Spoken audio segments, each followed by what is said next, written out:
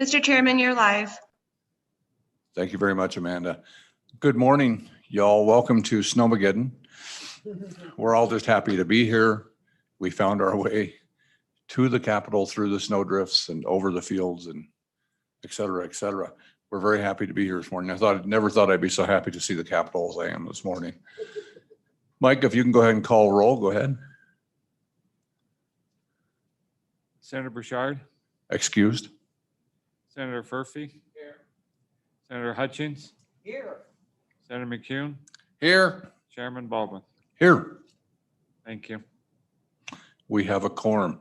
Welcome committee, welcome Representative Washut to Labor and Health and Senate. We're a friendly group. We all smile all the time. We have a few people online that will testify after you're done. I don't know if they're the ones you were expecting, but I'm assuming so. I hope so. And we have a Wayne Pearl, a Jessica Stull, and a Brett Andrew that are online with us. So we'll get them all in. If you would like to present to us House Bill 111, access to anatomical gifts and organ transplants. The floor is yours. Thank you. Good morning, Chairman, committee members. I think this is my first time before Senate Labor Health, and thrilled to be here. I bring you House Bill 111. We'll walk through the bill after I give a brief explanation of its contents. What this bill is intended to do is address an all too prevalent problem that occurs across the United States. Despite being illegal under the Americans with Disabilities Act, discrimination against people with disabilities in the receipt of organ donations continues. And so a growing number of states across the country have begun passing their own statutes, primarily to provide a more expedited resolution to seeking of a remedy. When you seek a remedy under the Americans with Disabilities Act in federal court, it can be a long, protracted process. And time is not something that people who need an organ donation have a lot of. And so this process, what this bill sets forward is a description of prohibited conduct in terms of discriminating against people with disabilities when they are in need of an organ donation. And it also provides for an expedited legal process in the Wyoming courts to resolve these claims. With that, if it's the will of the body, I'll walk through the bill. Okay, on page 1 of the bill, basically you see the overall description. What we're doing is we're creating new statutes 262801, 262802, 355301, and 355303. On page 2, we have some definitions. A covered person, meaning someone who has an insurance policy. Number 2, Romanet 2, health insurance issuer means an insurance company, an HMO, PPO, all of those sorts of organizations. On page 3, we get into some of the meat of the bill, the discrimination which is prohibited. And again, this language is taken from the Americans with Disabilities Act or based upon that language. It's not new. It's simply bringing it from federal law and putting it into state law. So no individual or group health insurance policy providing coverage that provides coverage for anatomical gifts or organ transplants. This is important because if your policy doesn't cover organ transplants, nothing in this law forces you to cover organ transplants. It's only for those policies that already cover organ transplants. Romanet 1, this is also a very important paragraph, that they shall not deny coverage of an anatomical gift or organ transplant or related treatment or service to a covered person solely on the basis of a person's disability. There may be other reasons, medical justifiable reasons not to approve the organ transplant, but you can't do it solely because of the disability. Romanet 2, they shall not deny a covered person eligibility, continued eligibility to enroll or to renew coverage solely for the purpose of avoiding these requirements in statute. On page 4, Romanet 3, shall not penalize or otherwise reduce or limit the reimbursement of an attending provider, provide monetary or non-monetary incentives to an attending provider to induce the provider to provide care to a covered person in a manner inconsistent with this section. Romanet 4, line 8, reduce or limit coverage benefits to a covered person for the medical services or services related to an organ transplant. Subsection B on line 15, not a lot of application in Wyoming, but some. It preserves collective bargaining agreements, that if a collective bargaining agreement needs to be adjusted to comply with the statute, that doesn't nullify the collective bargaining agreement. Page 5, line 4, C, nothing in this section shall require a health insurance issuer to provide coverage for a medically inappropriate organ transplant. Again, what this bill is about is stereotypical kinds of discrimination, that everybody with this type of disability gets a lower rating or is disqualified for an organ transplant. But on individual assessments, right? If the doctor says this is a medically inappropriate organ transplant, nothing in this law compels them to provide the organ transplant. It has to be medically necessary.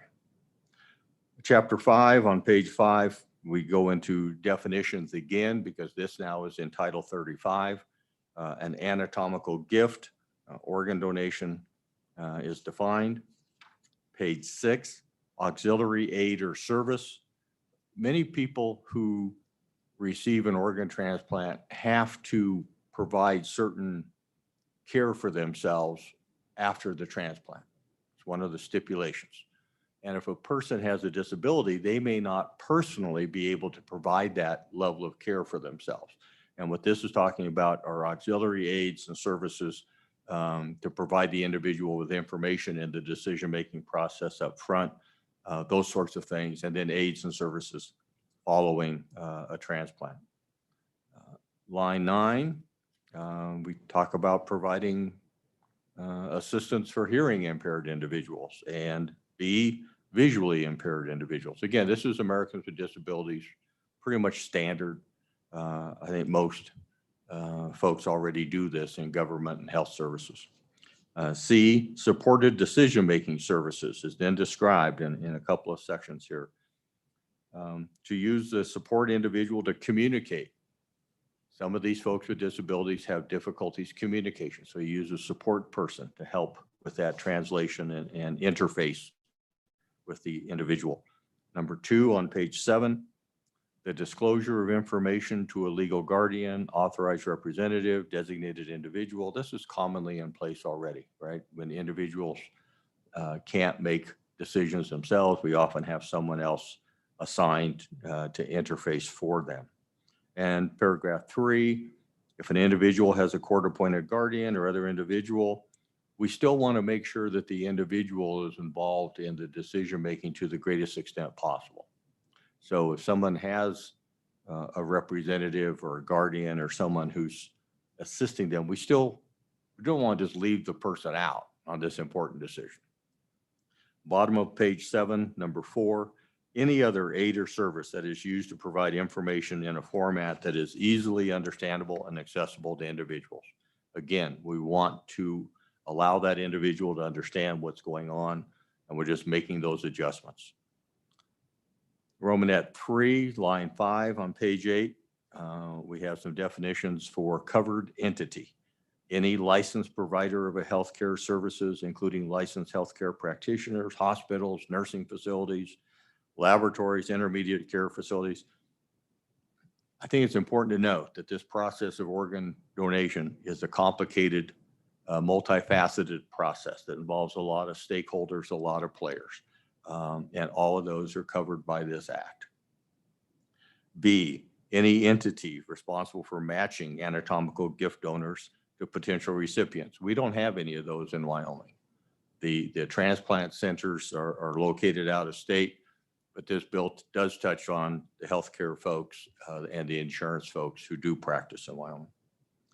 Romanet 4, disability is defined, but it's not redefined. A disability in this act is exactly the same as a disability in the Americans with Disabilities Act. And that does a lot of good stuff for us. One, we've got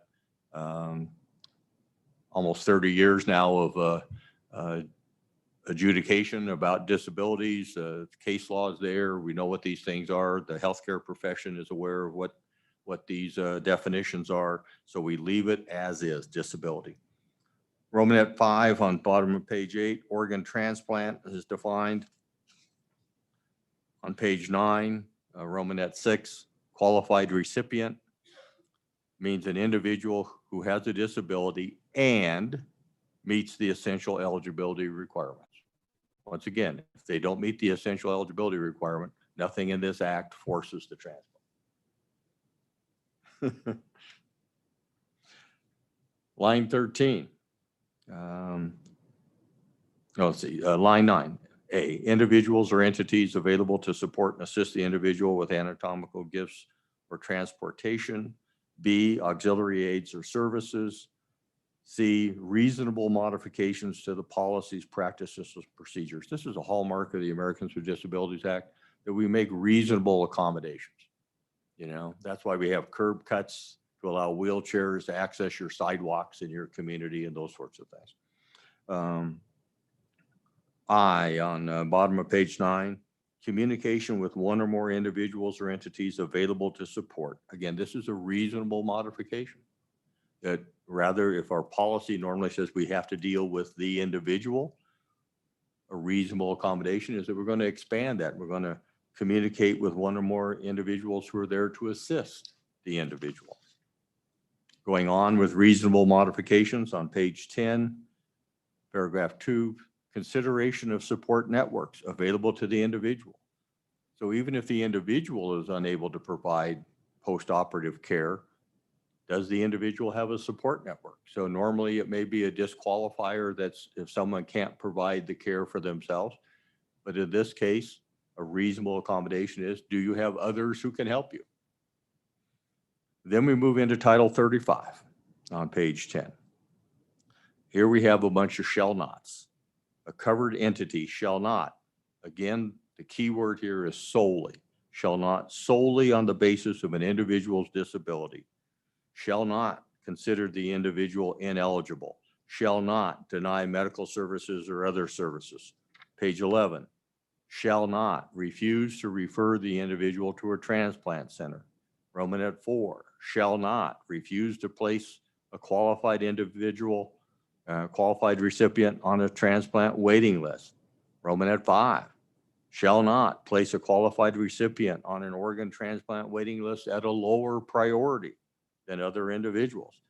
Romanet 6, shall not refuse insurance coverage for any procedure associated with being evaluated for or receiving an anatomical gift, including post-transplantation and post-transfusion care. On the bottom of page 11, paragraph B, a covered entity, which was defined on page 8, may take an individual's disability into account when making treatment or coverage recommendations solely to the extent that the disability has been found by a physician or surgeon following an individualized evaluation of the individual, continuing on 12, to be medically significant to the provision of the anatomical gift. Again, what we're getting at here is stereotypical type discrimination. Well, everyone with the XYZ problem gets pushed down on the list, right? But if we look at an individual who has the XYZ disability and we find that that disability is in fact medically significant to this process, then we can consider it. But we don't make blanket assumptions that everybody with a particular disability doesn't get an organ transplant. Going on page 12, C, if an individual has the necessary support system to assist the individual in complying with post-transplant medical requirements, the covered entity may not consider the individual's inability to independently comply. We've talked about that. Paragraph D, line 12, covered entity, again defined on page 8, shall make reasonable modifications to its policies, practices, and procedures.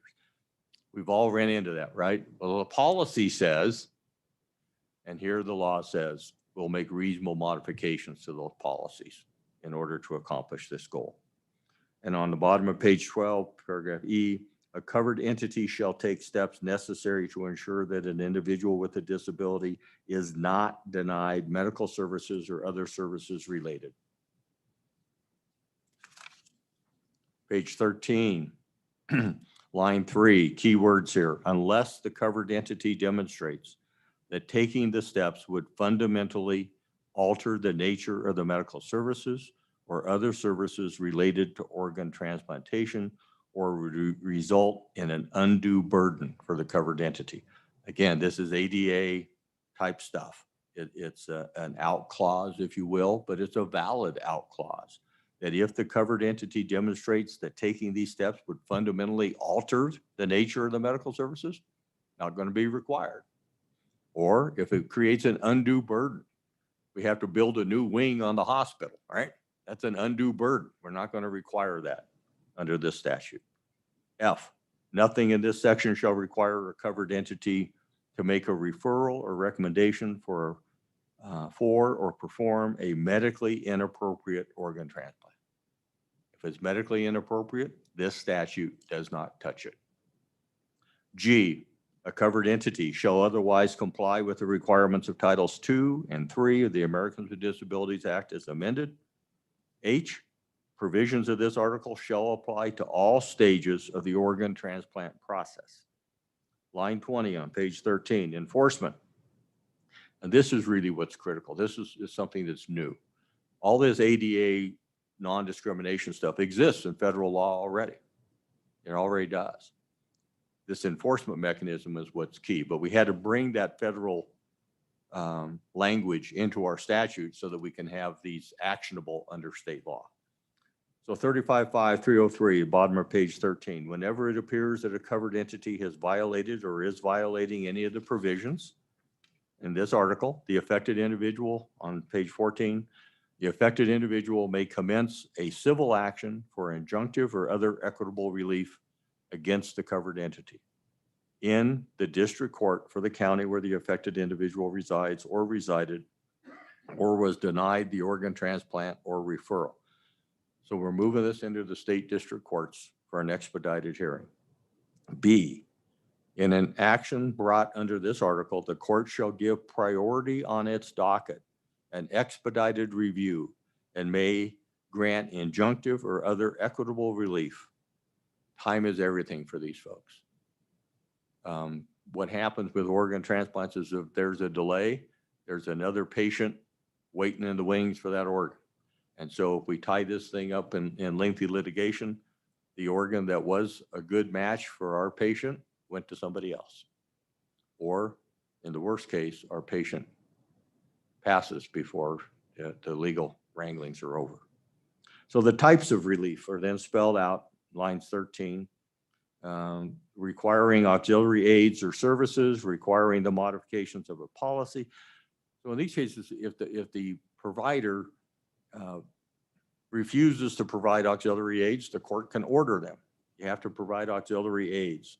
Or if the provider refuses to modify its policies, the court can order them to modify their policies. Romanet 3, the court can order them, the required facilities be made readily accessible and usable for a qualified recipient. And on page 15, C, nothing in this article is intended to limit or replace available remedies under the Americans with Disabilities Act or any other applicable law. And then the conclusion that the effective completion of this becomes part of the Wyoming state law. With that, Mr. Chairman, I'll stand for questions on House Bill 111. Thank you very much. Questions, committee? Senator Furphy? Thank you, Mr. Chairman. Thank you, Representative Washington. Let me ask, first of all, the purpose of the bill. Are you aware of discrimination on the part of disabled individuals to either receive or donate an organ transplant? Thank you. Mr. Chairman. Representative. Senator Furphy. No, but I am aware that in other states, they have passed these laws immemorial to persons who passed because of discrimination. And I would rather see Wyoming be preemptive rather than reactive in this situation. Thank you. Very good. Senator Hutchins. Thank you, Mr. Chairman. Representative Washut, thank you for the excellent explanation of your bill. You did a great job. Just wanted to know, can you give us an example of how this has happened so we can kind of just get a better understanding? I Thank you. could, but I have a coming witness who I think can provide Excellent. some better examples of what's occurred across the country. And I hear by way of the grapevine, it's pretty emotional testimony as I hear. So we'll look It forward can to be, that. yes. Yeah, thank you. Any questions? Thank you very much, Representative. Mr. Chairman, if it please, I would recommend we bring Jessica Stoll. Actually, Amanda, let's bring in all three of these that are going to testify, and we'll hear first from Jessica Stahl, and then we'll hear from the other two, but let's just bring them all into the room if we can.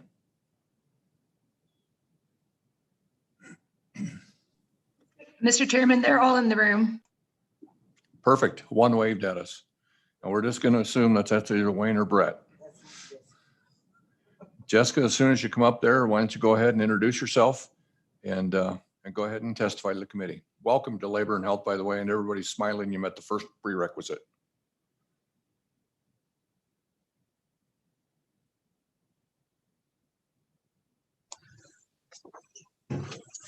Go Good ahead. morning. Can you guys hear me? You're perfect. Go ahead. Okay. Well, good morning, members of the committee. My name is Jessica Stahl, and I'm here today to speak to you with the regards of House Bill 111, also known as Sawyer's Law, access to anatomical gifts and organ transplant, and to request your support in getting it passed. I'm a Wyoming native who graduated from Natrona County High School in 2002. I'm currently employed as a paralegal with the law firm Schwartzbond, Walker & Studer in Casper, Wyoming. I am also currently employed at Elkhorn Valley Rehabilitation Hospital in the therapy department as a patient care technician. I'm the mother of 3 amazing boys, 13, 5, and 4 years old, whom I raise on my own in Casper. My oldest son is in the 7th grade and was one of the students in the first class in Natrona County that launched the Mandarin Dual Language Immersion Program at Paradise Valley Elementary School. He is bilingual at a medium level and excelling beyond his years while continuing through the program. My middle son currently attends kindergarten at Montessori and is enrolled to start kindergarten in the fall at Paradise Valley Elementary. He is also enrolled in the Mandarin Dual Language Immersion Program. My youngest son, Sawyer Bryan, who was born on November 23rd, 2016, while today he is cheerful, determined, smart, and healthy. When he was born with congenital chylothorax and was quickly placed on an oscillator for 5 days. He had chest tubes placed on each side of his chest to drain all the excess fluid surrounding his lungs and abdomen. During his stay in the NICU, he fought hard for his life and did it all on his own. Unfortunately, due to the fluid compressing his lungs upon birth, he will now deal with chronic lung disease the remainder of his life. In addition to dealing with the effects of congenital chylothorax, 4 days after his birth, Sawyer was diagnosed with trisomy 21, famously known as Down syndrome. Both of these diagnoses have compromised Sawyer's immune system and leave him more vulnerable than most. Sawyer currently attends preschool at Montessori in Casper, where he is thriving and breaking all barriers. Additionally, he attends therapy 8 times a week between 2 therapy clinics in our hometown. He is a sign language junkie, and his verbal language skills are advancing. He is also an expressive little guy who knows what he wants and ensures he gets it. While in 2020 was a scary and difficult year for all, for our family, it meant so much more with an immune-compromised family member. Had Sawyer contracted COVID-19, it would have attacked his lungs and forced us in a position of him potentially needing a life-saving organ transplant. This child of mine with a beautiful disability is the world to me and truly the love of my life. As his mother and the advocate behind House Bill 111, I would never wish for my son to have to receive an organ transplant. But if for some reason it should, I would greatly hope that his life is as important as those who do not have a disability, and he would equally receive the access to an anatomical gift and organ transplant without barriers or delays. I have come to learn that currently in Wyoming and many other states, anyone who has a disability is placed lower on or not even placed on the organ transplant list because of their disability due to an unfounded claim that they are unable to follow up with post-op treatment requirements. As a mother of a son who has Down syndrome, to hear that my Sawyer could not get an organ transplant simply because he has Down syndrome is heartbreaking and completely unfair to him. Committee members, we are in the 21st century, and there is a clear danger of discrimination against people with disabilities. I love my Sawyer just as equally as my other two sons, and I would not want anything less for him just because of his unique status, something he did not choose to have. House Bill 111 will ensure that eligible patients in Wyoming who have a cognitive, developmental, intellectual, neurological, or physical disability are never discriminated against when seeking an organ transplant. It would also prohibit health insurance plans from denying coverage for the organ transplant based solely on disability. And if an eligible patient is discriminated against in the organ transplant process, they can file a civil action against the provider and have the claim heard quickly and efficiently. When it comes to medicine, everyone deserves the best care and resources available. It is unfair to deny individuals with disabilities and not give them the chance for a longer and healthier life based on assumptions that their lives are less worthy. These individuals bless and truly enrich our lives for the absolute better, and they deserve to be given an equal chance with everything in their lives. It is my mission to educate others about the disability rights and ensure Wyoming truly upholds its position as the equality state. Our family is honored to be a part of an incredible, special community, and we hope Wyoming will welcome our community with open arms. Support House Bill 111 and ensure Wyoming truly is the equality state. Here's to a better tomorrow, and thank you for your time. Thank you very much. A couple pieces of congratulations to us. Number one, I mean, a great loving mother. And number two is in a great presentation that you did was an excellent testimony. And I find myself wanting to meet Sawyer. I don't know about everybody else. I wish he could be there. He was there for the house, and it was really special. Oh, excellent. Well, you tell him we said hi, even if we didn't get to see him. And I was kind of hoping that you would speak a little bit of Mandarin, since you have two sons that speak Mandarin. I have my 13-year-old here with me if you'd like him to say good morning. Absolutely. Let's have him say good morning in Mandarin. Yeah. Oh, Just say hello. ni hao. Was that a cat or was that him? That was him. Nice to meet you, sir. Welcome. Nice to welcome meet you Senate too. Labor and Health. Committee, are there any questions for Ms. Stahl? Seeing no questions. Thank you very much for your presentation again. Thank Jessica, you. I'll move on to one of the other two. Wayne, why don't you go ahead and go next? Oh, 1 second. I think we may have a question here. Senator Hutchins? Thank you, Mr. Chairman. This is a comment for Jessica. In the other Labor and Health Committee on the House side, they're dealing with discrimination when it comes to abortion of children with different disabilities.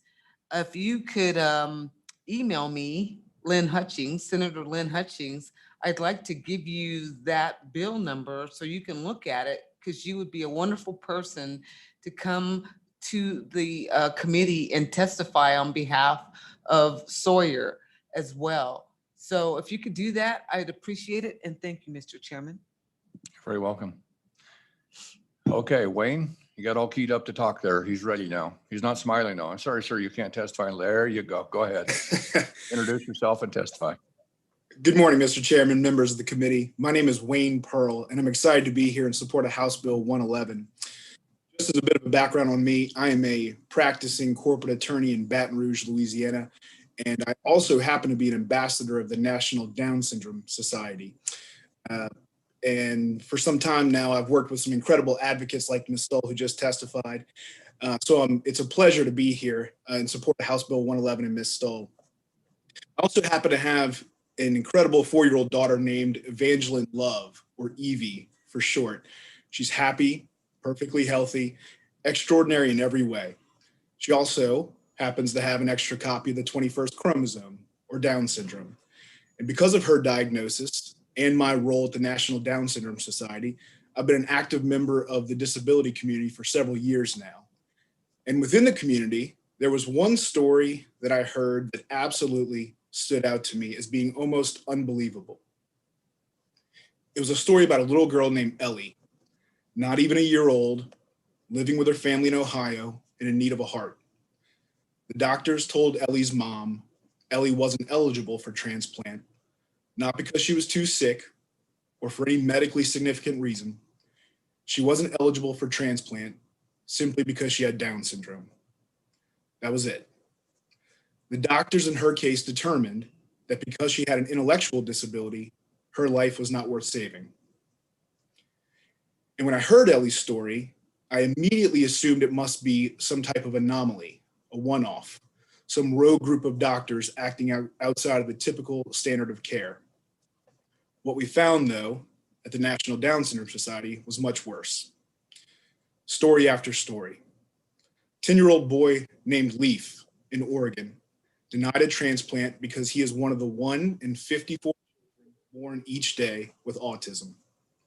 Amelia Rivera, 3-year-old, denied a kidney in Pennsylvania because she has Wolff-Hirschhorn syndrome. A 5-month-old boy named Maverick denied a heart in New York because of another rare chromosomal disorder similar to Down syndrome. And that's when it hit me. My daughter, much like Ms. Stoll's son Sawyer, is perfectly healthy. No medical concerns really to speak of with regard to transplant today. But if my daughter needed an organ tomorrow, it would be because of a trauma or some type of accident. And it would have absolutely nothing to do with her diagnosis of Down syndrome. Yet studies show 85% of pediatric transplant centers would take my daughter's intellectual disability into account. 46% of heart programs indicate that even mild or moderate cognitive impairment is enough to disqualify her from the organ transplant list. Story after story. And it happened again just last year in February. The University of North Carolina was forced to resolve an investigation by the US Department of Health and Human Services because they denied someone a heart transplant simply because he had a learning disability. And when their actions were challenged, UNC immediately reversed course, with DHH issuing this statement. And this is the director of the Office of Civil Rights, Roger Severino, and he said, and I quote, "Every life is precious, and no one should be blocked from access to an organ transplant because of stereotypes about persons with disabilities. It is also against the law." And that's the important point that we're discussing here today. House Bill 111 is a ban on organ transplant discrimination. But we're not asking you to do anything new, not asking you to recreate the wheel. Discrimination in medical services is already illegal under the Federal Americans with Disability Act. The problem is enforcement. There's no easy way for you or me to enforce the ADA because it has no mechanism for enforcement. In practical terms, it leaves you, the state of Wyoming, on your own to not just prevent the discrimination, but to give people an effective way to challenge discrimination when and where it happens. And that's where House Bill 111 comes in. This bill makes organ transplant discrimination not only explicitly illegal, incorporating provisions directly out of the ADA, but importantly, it adds an enforcement mechanism by way of an expedited review process through the state courts there in Wyoming. Essentially, it brings the ADA home in the context of organ transplants and gives the Wyoming disability community a fast and effective way to resolve discrimination claims. And the best news is I've spoken to the folks at the organ procurement agencies. I've spoken to several transplant centers, our own cardiologists and doctors. And I'm pleased to say that overwhelmingly, even from the medical community, the response seems to be one of understanding. This bill, Bill 111, represents a significant step forward in the protection of people with disabilities, and it should be passed. And one last thing, because I know I've already taken up a lot of your time. There are 16 states that have already passed laws similar to this bill, and there are another 12 with similar bills pending this year. In many instances, though, those bills were proposed because someone with a disability was in desperate and immediate need of a life-saving transplant and was facing unfair discrimination. It's my hope that this committee does not wait for a similar story in Wyoming. And it's my hope that this committee passes House Bill 111. Thank you. Thank you very much, Mr. Pearl. Questions for Mr. Pearl Committee? No questions. You're off the hook easy this morning. Thank you very much for that testimony. We appreciate your smile on your testimony. That brings us to Mr. Andrew, Brett Andrew, and he smiled already. Go ahead and introduce yourself, sir, and go ahead and talk to the committee. Yes, good morning, Mr. Chairman, ladies and gentlemen of the committee. My name is Brett Andrew, and I'm very excited to be here today to support Sawyer's Law and access to anatomical gifts and organ transplants. And I want to thank you guys for your time. I'm 24 years old, and I'm currently in my second semester of medical school at the Wyoming Wayne program as a member of the University of Washington School of Medicine. The Equality State has been my home since I was just 2 years old, and this beautiful part of our country has given me so many opportunities and given so much to my family over the course of my life. And I'm grateful for the opportunity to serve my community as a student of medicine and someday as a practicing physician in the state. A large part of our curriculum with the Wyoming WWAMI program revolves around how we can best serve the people of our great state, and furthermore, how to advocate for our patients and their rights every day. As a future physician of the state of Wyoming, it is my goal and my responsibility to ensure that these rights are adequately protected and to act when they are infringed upon or in danger.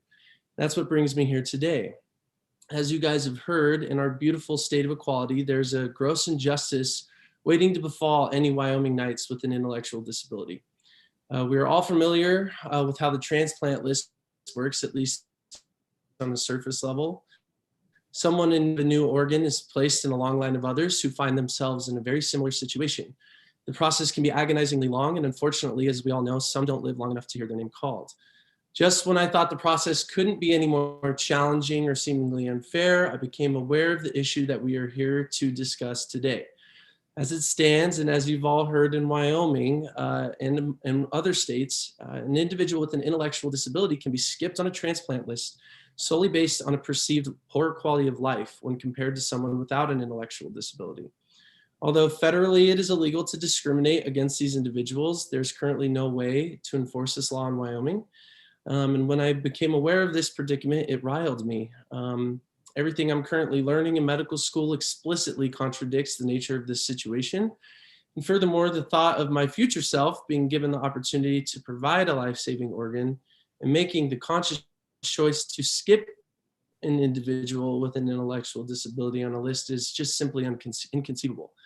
I will proudly admit, however, that I have a lot more at stake than your average medical students.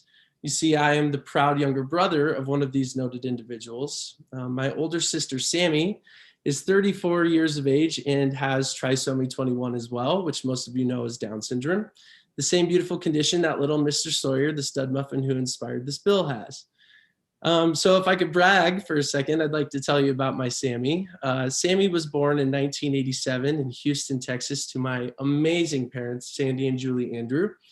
A few years down the road, my parents, natives to Casper, would decide to move us back to the cowboy state where we would grow up. Sammy grew up a true-blooded Western gal. She became involved in 4-H at age 14, where she raised and showed livestock for 8 years, bringing yours truly along for the ride when I finally got old enough to join myself. An avid competitor and athlete, Sammy joined Special Olympics and has competed for the last 25 years in soccer, equestrian, softball, bowling, gymnastics, basketball, swimming, and just a few weeks ago, she called me to tell me that she won 2 bronze medals and 1 gold in Casper's area downhill skiing games. She graduated from Kelly Walsh High School in Casper in 2007 and has worked at the Ark Animal Hospital ever since. And on top of her job, Sammy's enrolled in dancing classes at Casper Community College. She's on the Student Alumni Committee at Casper Community College, volunteers at the Child Development Center in Casper, and is on the board for the Wyoming Institute for Disabilities at the University of Wyoming. It sounds like a pretty full plate, you might be saying, and that's because it truly is. The reason Sammy is able to take on this busy life is because of how truly capable she is. You can imagine that Sammy's involvement across our great state has given her quite the celebrity status, if you will. In fact, going into public with Sammy at times can be rather exhausting because of how many adoring fans seem to stop us in our tracks wherever we go. This incredible human that I get to call my sister and my hero has made such a huge impact on the state of Wyoming and the lives of countless people who have been lucky enough to meet her along the way. Every day she gives everything she has to those around her, and the world is truly a better place because Sammy is in it. When Sammers was little, however, the world was nearly robbed of this beautiful soul. Like many people with her condition, a congenital heart condition required multiple surgeries, but Sammy prevailed. 30 years later, and Sammy's impact has reached far and wide, and her contribution to her community is far more than I can ever hope to make. The idea that she could be skipped on a transplant list if she truly needed it for a perceived lower quality of life is absolutely heartbreaking to me. For Sammy truly is the best person that I know. So ladies and gentlemen of the committee, today I implore you to consider this bill, not only as a future physician of the state of Wyoming, but furthermore, as a little brother who owes all that he is to his big sister, Sammy. Thank you for your time. Thank you very much, Brett. That was a special testimony. We appreciate that. Give our best to Sammy next time you see her. And I have to ask, are you in Wyoming right now? And if you are you in Casper or Laramie? I fortunately am on spring break and was able to get out before Snowmageddon hit. So I left and am in Iowa visiting my girlfriend at the time. So, Well, I would tell you and Mr. Pearl as well that we wish you all could have come in person for this testimony and experienced our 30+ inches of snow here in Cheyenne. yes, it sounds. Experience for you. Jessica got enough in Casper. She got most of the experience that we're having now. I appreciate the Casper testimony as well as Representative Washington knows I used to work there and I went to Casper College. So I appreciate all those references. Are there any questions for Brett committee? No questions at all. Thank all three of you very much for your testimonies. We appreciate it. We're going to go back to Representative Washington now to wrap this up and tell us his last thoughts, if he would. Thank you, Mr. Chairman. I wish that in Wyoming we had a tradition of naming bills after individual people, because I would love to have this bill titled Sawyer's Law. But we don't follow that tradition here. So we have House Bill 111. And at the live testimony in the House committee, all three of Jessica's boys were here wearing matching t-shirts with Sawyer's Law on the front and House Bill 111 on the sleeves, and they were adorable and very impressive. During my law enforcement career, many of you know that I spent 20 years in law enforcement. You know, the highlight of that career with all the many challenges came when law enforcement became a huge advocate for Special Olympics. And I got the opportunity to be on the award stand or whatever they call it, to hand out medals to some of these Special Olympians when they would win their events. And that touched my heart in a special way. So I feel a little kindred spirit with these folks. And as I think you all heard very clearly, this is a good bill. It doesn't do anything other than give a relief mechanism under Wyoming law. And as you can tell by the testimony today, there's no opposition. Yeah, it's the right thing to do, the right time to do it. And I ask for your aye vote. Thank you for your time this morning. Thank you very much, Representative. We'll close public testimony now. Committee, would somebody like to move the bill? Everybody wants to move the bill. Oh, we have one more question, and then we'll let Senator Hutchins move the bill after your question. Go ahead, Senator Furphy. Thank you, Mr. Chairman. Representative Washington, let me ask, many years ago, we lived next to an ARC home. And we truly enjoyed the disabled residents in that ARC home. They'd come to visit us often, and great neighbors.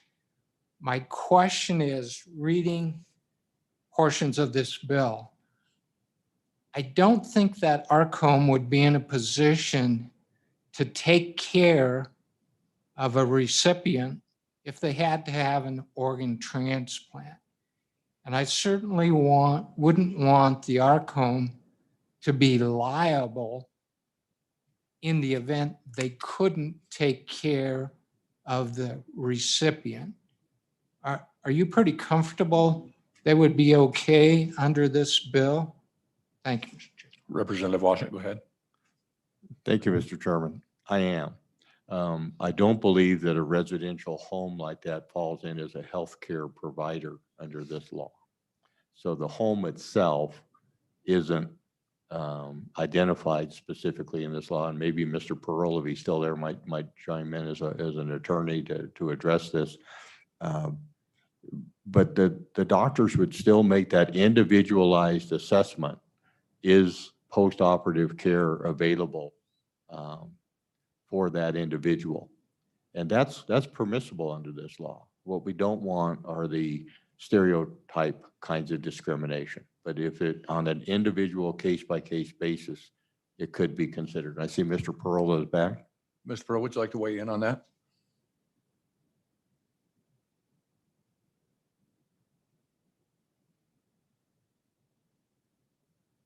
You're still muted. There you go. Go ahead and speak. Great.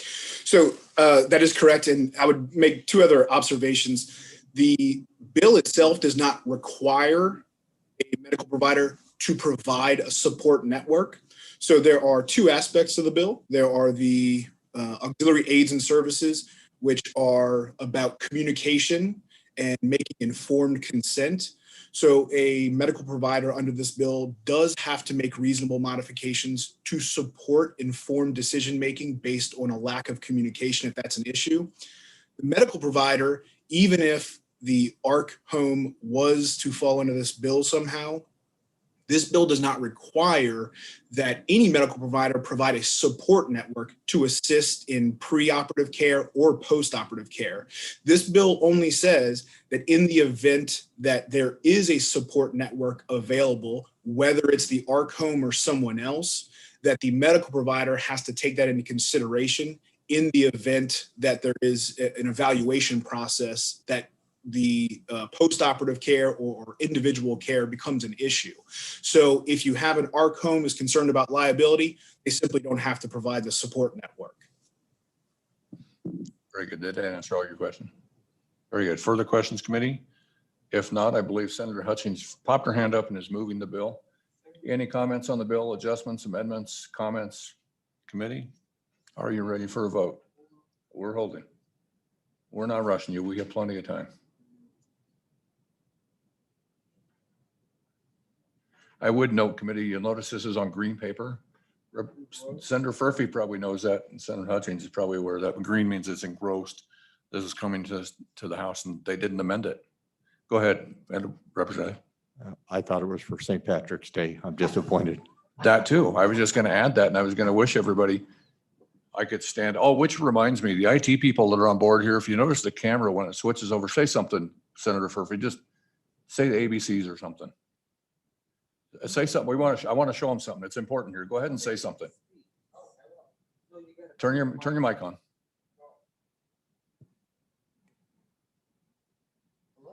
Thank you. Did you notice the view there? IT, we need that camera. It's too low. We got a great view of Senator Furphy's forehead, but that's all we get. Mr. Chairman, I took a picture and I'll get it to IT. Thank you very much. I did notice it with Senator Hutchins as well. Mr. Chairman, they were trying to block me out intentionally. It didn't work. It didn't work. We knew who you were. Any questions, Senator Hutchins? No, sir. Okay, I believe we're ready for the vote. Mike, go ahead and call roll. This is for House Bill 111 engrossed. Senator Bouchard, Excused. Senator Furphy, Aye. Senator Hutchins, Aye. Senator McCune, Aye. Chairman Baldwin. Aye. You have 4 ayes and 1 excused. Very good. That bill passes. Thank you very much, Representative. I see you've got 2 senators on the co-sponsor list. Have you talked to them about putting this on the floor? I have not yet, but I'm sure one of them will be happy to present it for me. They're both great senators, and either one would do a great job. So we'll count on you talking to them. Thank you. Thank you very much, committee. Thank you very much for everyone that came in and talked to us today. We're out early today. And we have nothing on our agenda for Friday yet. I will let you know. No doubt we will get something before